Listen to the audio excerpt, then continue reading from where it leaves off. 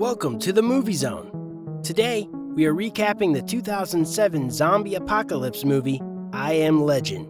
Another movie thriller where a crazy experiment goes super wrong. As usual, spoilers ahead, so be ready.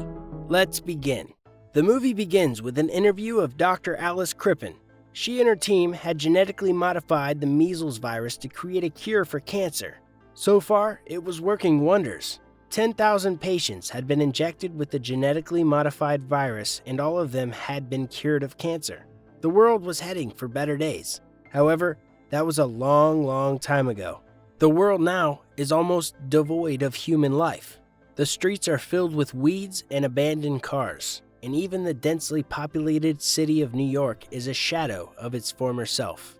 The streets that were once filled with people are now populated with stags. Suddenly, a race car blazes into the streets. Inside it is former Colonel Dr. Robert Neville and his dog, Sam. These two are on their daily routine to hunt down at least one stag. They chase the herd down the street, but seem to evade him every single time.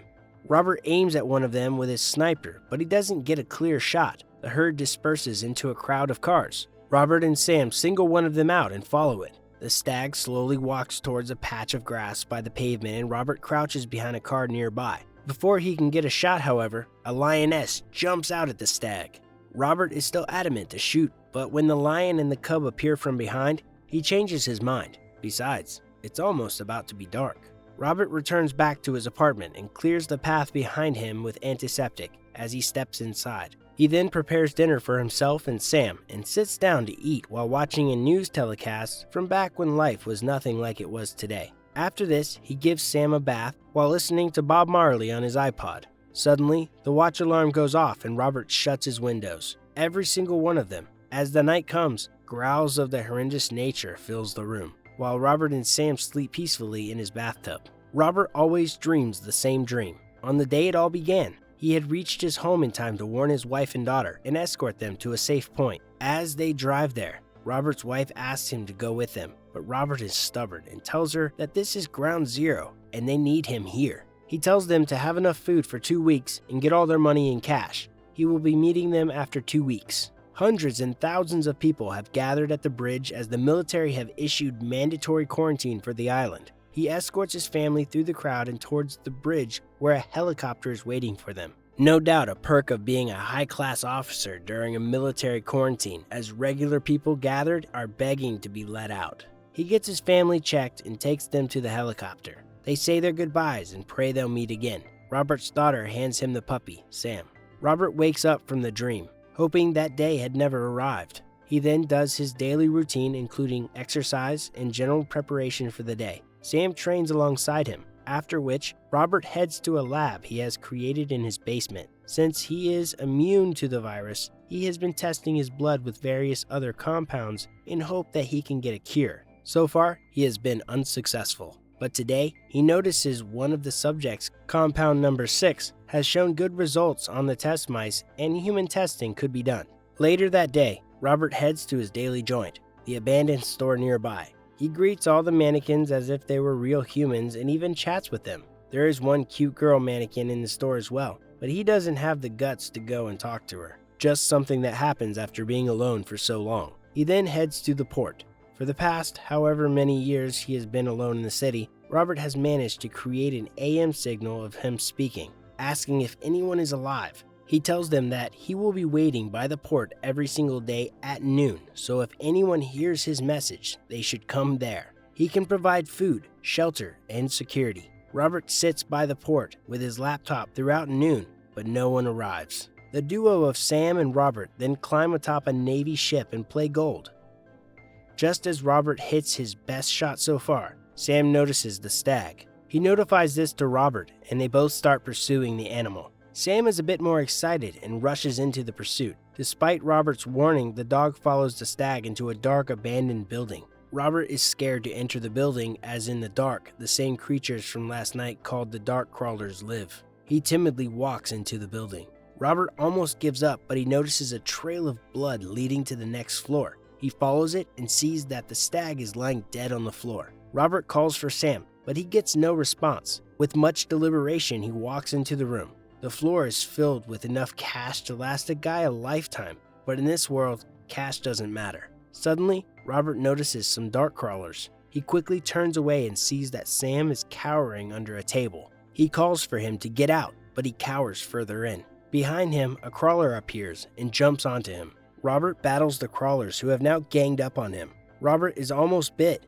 Not that he cares since he is immune, but before that, he jumps out of the window and lands outside. The crawlers burn to death outside in the sun. Sam also comes rushing outside. Robert then decides to get a test subject for compound number 6. He gets some of his blood in a test tube and sets up a trap along with a dark cloth. He breaks the tube and the scent fills the air. Soon a group of dark crawlers rush toward it, and one of them is trapped. Strangely so, even though it's daytime, the other crawlers tried to get out and save the one that was trapped. Robert takes the subject back to his lab. It's a girl, roughly over 20 years of age. She also has a butterfly tattoo, suggesting some major mental issues back when she was a human. She has a very rapid heart rate, over 200, and her body temperature is also unlike any human. Robert records his experiment and subjects her to compound 6. The compound does not create the desired effect. Her body starts getting colder rapidly, and her pulse drops, but it drops so low that soon there is no pulse at all.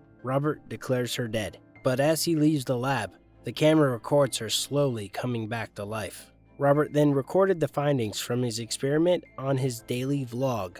He probably would have uploaded it to YouTube, but I'm guessing the internet doesn't work. He says that he continues to remain immune from the airborne and bite infections. The canines are immune to airborne infections, but the bite infections still get them. The next day turns out to be Robert's birthday. Not that he cares that much. As they go about their daily routine, he warns Sam to not throw a surprise party or at least tell him before he does so. Just then, he notices one of the mannequins in the middle of the streets. He hallucinates the mannequin turning towards him and rushes to the scene. A mentally unstable Robert starts threatening the mannequin and even shoots it. After shooting it down, he walks to it. The mannequin turns out to be one of the traps he had set up for capturing the crawler earlier. He gets stuck and hurts his head pretty bad. He passes out and is woken up pretty late by the sounds of his alarm. It's almost sunset by then. Sam is below him barking for him to come down. Robert uses his knife to cut himself down, but in the process he falls pretty badly and his knife slams into his thighs.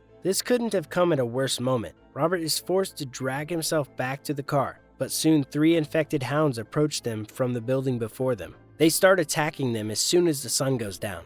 Robert manages to shoot down 2 of the hounds, but the third one manages to bite Sam and injure him pretty badly. Robert manages to kill the hound, but Sam is not in good shape.